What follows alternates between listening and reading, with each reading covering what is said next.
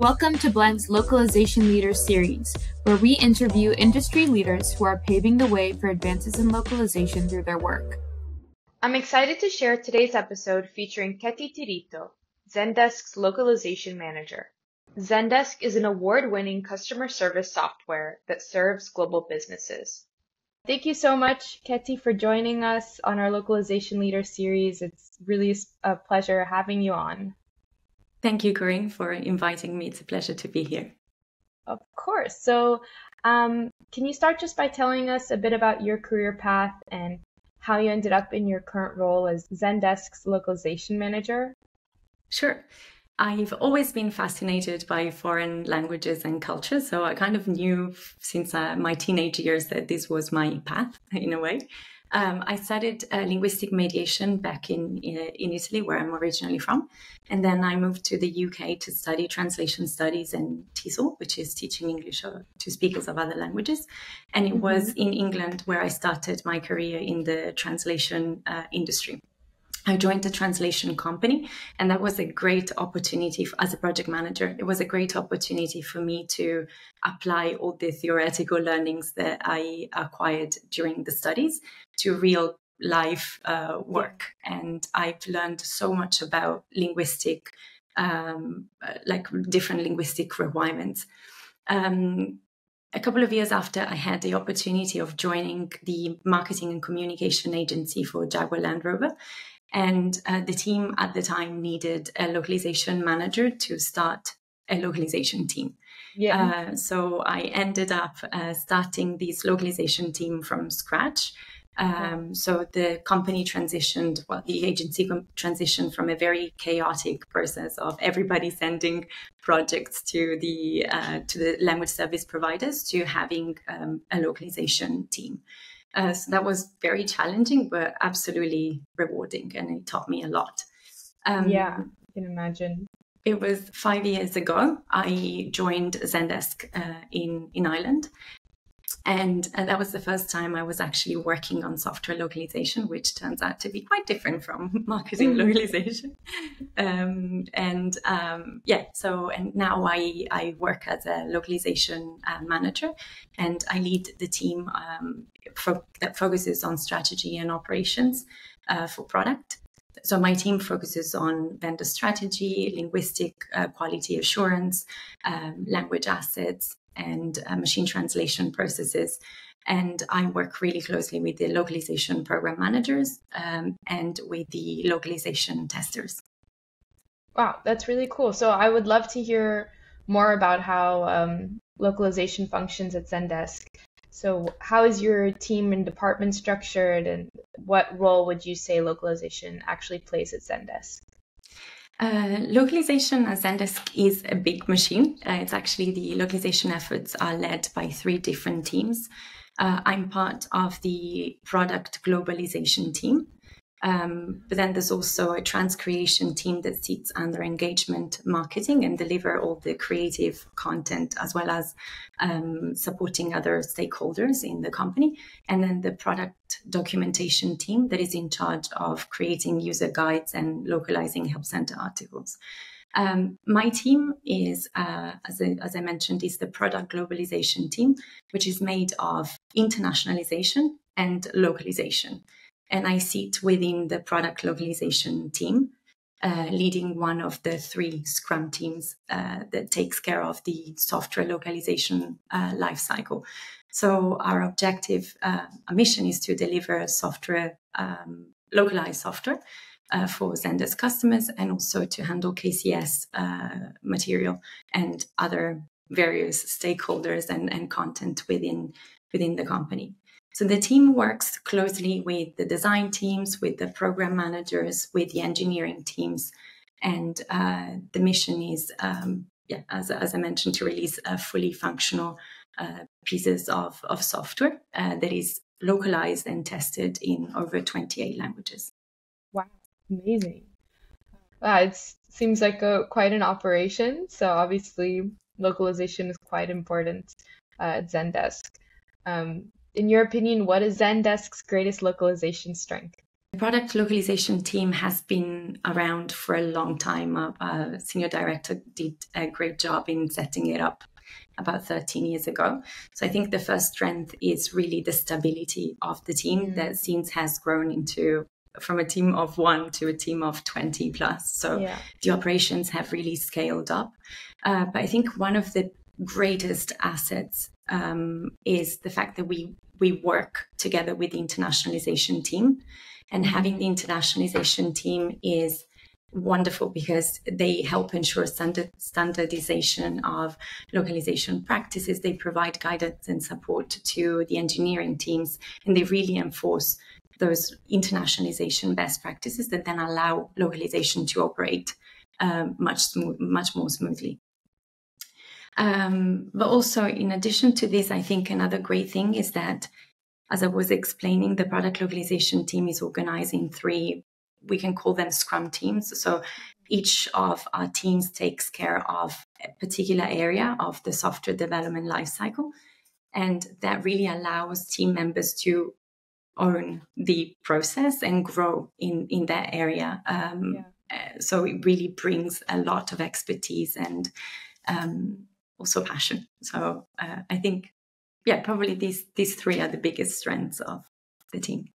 Yeah, that's amazing. I love it. So considering that Zendesk is a big global company, I would bet that all those teams that you mentioned are probably working together from all kinds of locations around the world, which can be quite tricky. So how do you optimize global team communication?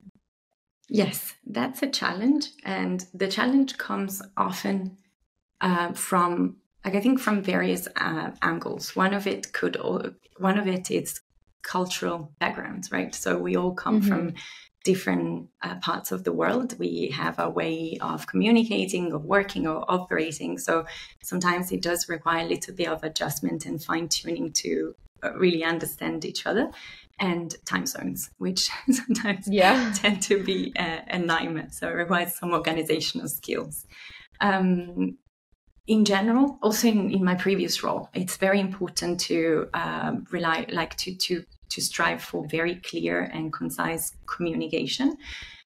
We need to rely a lot on written communication. We prefer instant messaging over, for example, Zoom calls or emails to make the process a little faster. And we schedule regular meetings as well with a clear agenda beforehand, so the other person knows in advance what's going to be discussed and can prepare. Another tip, another thing that we find useful is being flexible with times. So accommodating a little bit, starting a little earlier or finishing a little later, depending on, meetings and what needs to be discussed with other team members.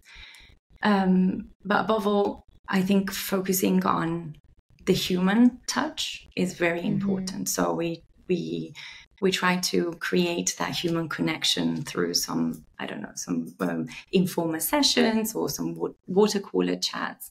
And we've been very lucky recently. We had the opportunity to also meet in person. And that goes a long way when you can, sit next to the colleague that is on the other side of the world normally, and you can work together from the same table. It's priceless. Yeah, it's funny seeing your team members for the first time in person, and all of a sudden you see how tall someone is or how short someone is. It's like things you never know from the Zoom screen. The 3-dimensional, Yeah, it's really funny.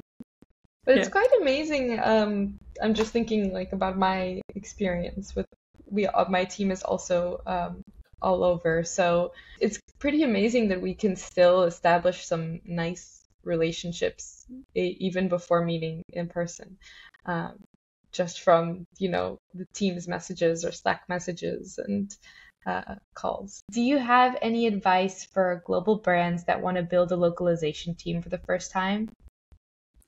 Yes, be patient to begin with. I think it's a great opportunity, but it's also a lot of work. I think the things I could think of is start with being clear about the company objectives and expansion needs. So where does the company want to go when it comes to other markets? And then, so once you understand the markets, understand what locales, what languages will be needed, will need to be prioritized. Another piece of content is aligning with internal stakeholders and understanding what is priority. So avoiding the urge of localizing everything all at once in all languages, because that could turn into potentially a waste of money and time, and it takes you away from that focus that I was mentioning. So focus on what really delivers the most strategic value. Another thing that is important to consider is investing in the right tools. I think having the right TMS tool goes a long way, and understanding what is the best language model that you need. So, for instance, do you need internal reviewers? Can you just rely on vendors? So understanding what kind of language model you need to apply. And then start educating your stakeholders from the very beginning. So adhering to the best localization practices from the outset, it's critical, because anytime an internal stakeholder says, oh, no, yeah, we will address it later, it's probably never. So trying to enforce the importance of best practices from the beginning by explaining why, you're so obsessed with doing it right from the outset. And then from an operational point of view, setting up workflows, establishing quality assurance procedures, and building linguistic assets, because those are the backbones of any localization operations. Once the ball is rolling, continuing to educate the stakeholders on what the localization team is bringing. So how the localization team contributes, for instance, to revenue growth, to brand awareness, and to overall to the success of global expansion for the company. Right. And finally, use data. Data is so important to really show the impact, but also to make informed decisions. What languages to prioritize, what markets would be important to expand into. So it just gives a lot of insights that are very valuable. Absolutely. This is probably not the entire list, but I guess there's a lot of things that a company starting localization needs to know, but I think those are really great tips to keep in mind. And I guess you were there at one point, building a team for the first time, so I'm sure you've learned a lot along the way of kind of what you need to avoid and what you should be. What keeps you up at night, all of that, yes. Yeah.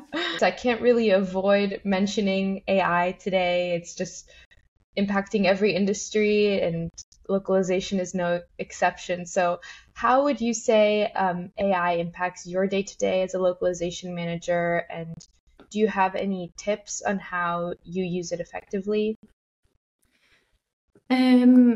You are right that it's very difficult to get away with any conversation, I think, across many industries nowadays without talking about AI.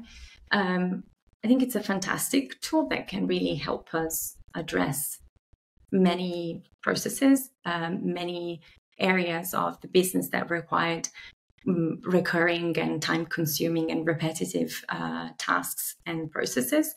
And this is how we are trying to use it in our use case, in our daily operations. So imagine tasks where you have to analyze a very large piece of text.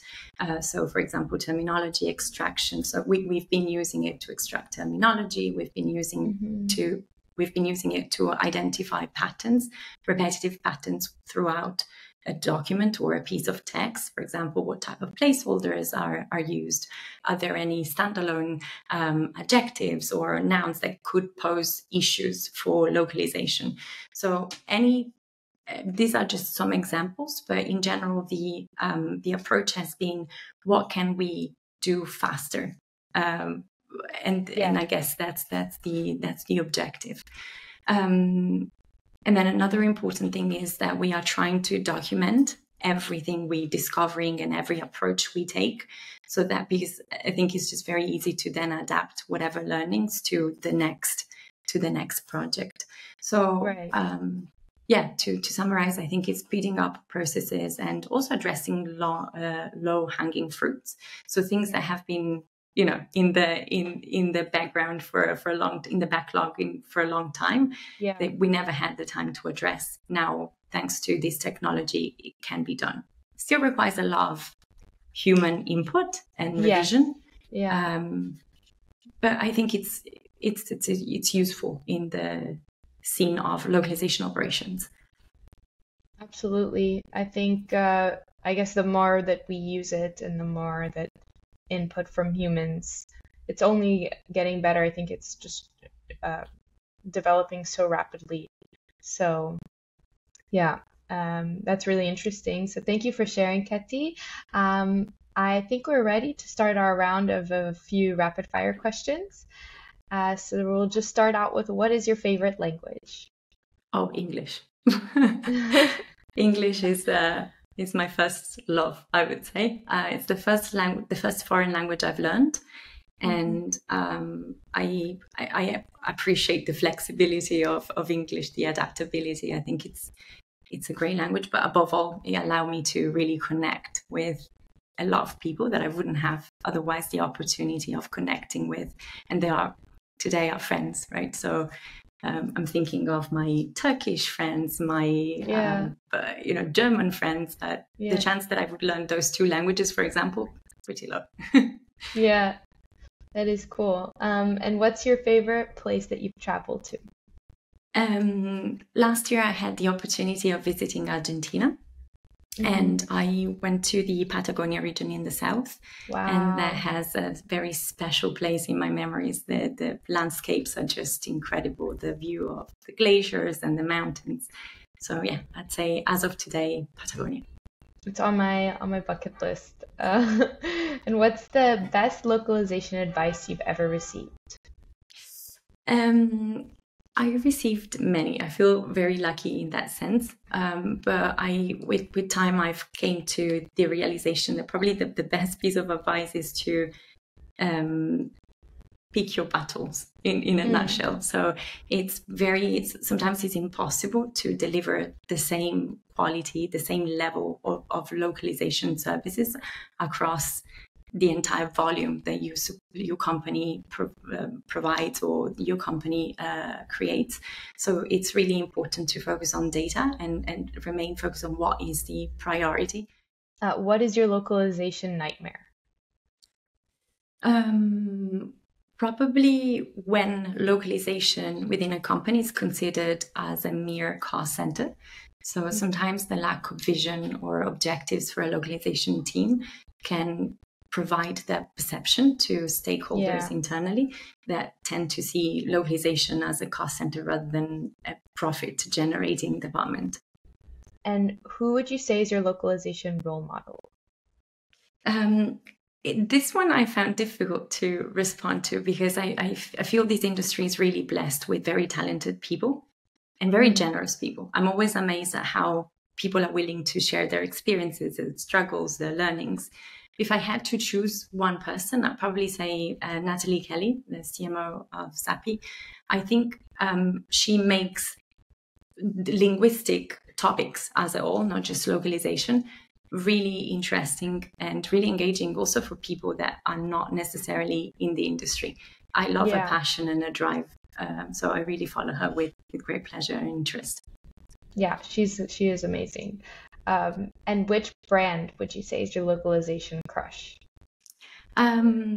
I love Revolut, the online banking. I use it on a daily basis. And sometimes I play with changing my phone language. And so I've used it in see what it's like. Yeah, in different languages. And I think they're doing a great job. Yeah, I mean, I guess we have to in the industry see what the other languages look like, not just the one that you're used well, and to, sometimes I'm like, how do you say this even in Italian, you know, like how would you translate this button in it? And so I switched language. Do you usually use it in English? Right now I've got it in French because I live in France and Okay. steadily getting to learn French. Okay. So I thought it could be interesting, but really rotates between English and Italian and Spanish or French. I don't know. I try to use different languages to keep up with that's amazing. with terminology. Okay, so great, Ketty. Thank you so much for joining us and for taking the time to speak with me. Before we go, are there any localization projects you have coming up at Zendesk that we should be looking out for? Well, first of all, thank you. It's been my pleasure. It's great that as we talked about AI, right? So what I'm trying to focus on right now is all the great technology that the TMS company we work with is releasing in terms of AI-powered features, with the objective of improving quality, reducing costs, but also deliver faster wherever possible. Awesome. We'll be, I guess, I'll follow up with you, see how it goes. I know many teams are kind of have AI at the top of their list of things that they need to like kind of optimize and train and there is so much out there in terms of features, that can really help you with almost any area. You want to improve efficiency, you want to improve your workflow, you want to improve your linguistic output. There's so much out there that is available and ready to be tested. And so it's really pretty exciting. Overwhelming, but it's overwhelming. Very exciting. And it's extremely exciting. Yeah, awesome. So thank you again, Ketty. I really appreciate you taking the time. Thank you so much, Corinne.